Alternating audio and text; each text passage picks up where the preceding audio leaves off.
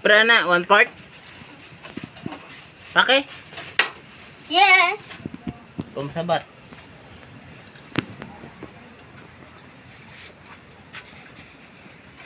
One part sili. Chili. 20 pesos na po. 20 piso. 1/4 sili. Damo man kayo na. Kaya damo man kayo 1/4. 1/4 20 pesos. Siling sigang para sa mga Adobo. ulam na lulutuin nyo dyan. Katulad ng sabaw at saka adobo, etc. Mga pagkain dyan. Pwede lang yan. Pagluto ng ulam is masarap kapag may sili. Diba? Yun ang nagbinta. Dalawang bata na yan. Binta ng siling sigang. 20 pesos 1/4. Yun. Talagang may lasa ang ulam kapag may anghang. Diba guys? So, bagong pitas po ito. Tignan nyo po ha. 1/4 siling sigang is 20 pesos. Kapag market yan, medyo may kamahalan yan. 3 piraso is 5 pesos now. Sa maliit na mga tindahan guys. So dito sa amin talagang medyo makamura ka. Kasi may tanim ang mga bata na to. Tingnan niyo po, tanim nila to. May sariling farm. So by the way, magluto kami ngayon ng ulam. Lagyan namin siling sigang.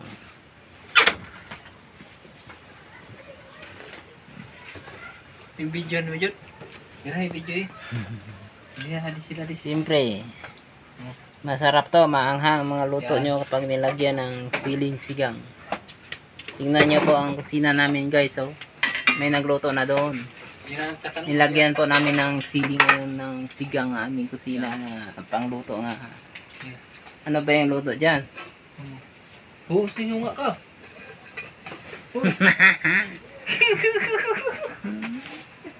Ano ba yung niluto dyan? May ulam ba dyan masarap, mga maanghang? Lagyan mo sili dyan. Yung mga luto nyo. Para medyo masarap. Tus ko. Tus ko. Sinigang? Pag may sigang kayo nga baboy sauce, masarap-sarap talaga to kapag lagyan nito. Hang-hang. Dubo, baboy, isda nga sabaw, pwede rin to guys.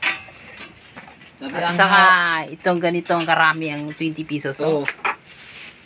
Sauce. Ang Magkano lang yan? dami. Kapag sa tindahan to, malaki-laki to mabayaran. Pero sa amin talagang 20 pesos lang to. 1/4. Nanyo pang bata na yun, no? Medyo siya rin ang nag-impake. 1/4 lang yan. Yeah. Yan, bagong pitas yan guys. 20 pesos. May kamatis rin kami. Yun, ang konti lang. Pero bukas, sigurado marami rin to. Sarap ng kamatis. Yun. Yun. Yun.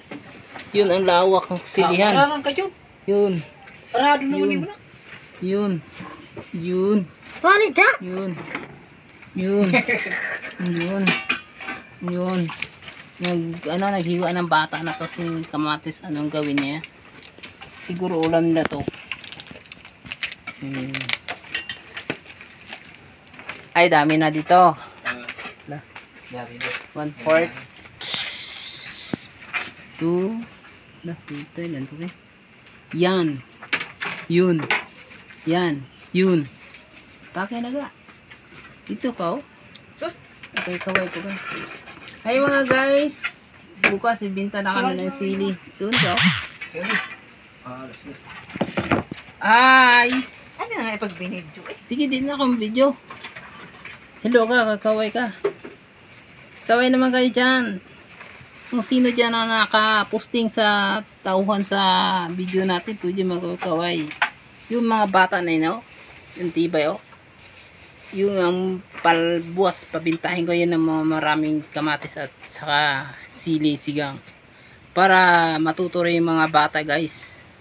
Pag kayo may mga bata ay kailangan yung mag-practice ng pagbinta or paglako sa mga tindahan o maraming tao. Tingnan nyo pong bata na yun, pag yigit-yigit.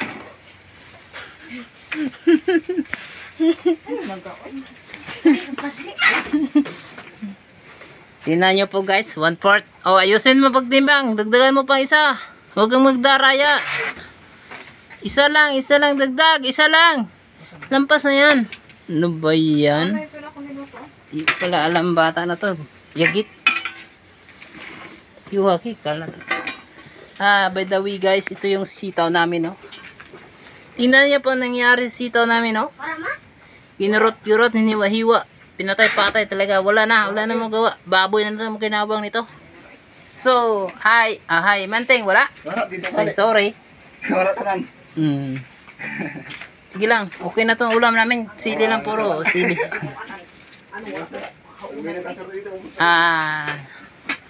Guys. So guys, by the way, magluto kami ng noodles ngayon. Ano na nga ni? Biya ko na. Hindi lagay na. Ito na ang apoy namin guys, oh. Ang apoy namin, oh. Ang lakas-lakas, kahoy lang kasi manghirap-hirap namin ngayon. Wala ka ba pambili ng ganitong iba-iba pa mga pangluto. Yun. Hala. Dapat magluto na ako ng daon. Yun. Ayun, by the way, yung pusa namin nagulot niyan sa mga sitaw ni dyan, oh. So, ito yung ulam namin sa sunod na araw. Puro sili. Hiwain na to. Pagtapos maghiwa, adubuhin, lagyan ng paminta, at saka kain na lang. I will do my good eating to this time. Oh, tingnan nyo po guys, ang bata nila. Wow, within 7 minutes na.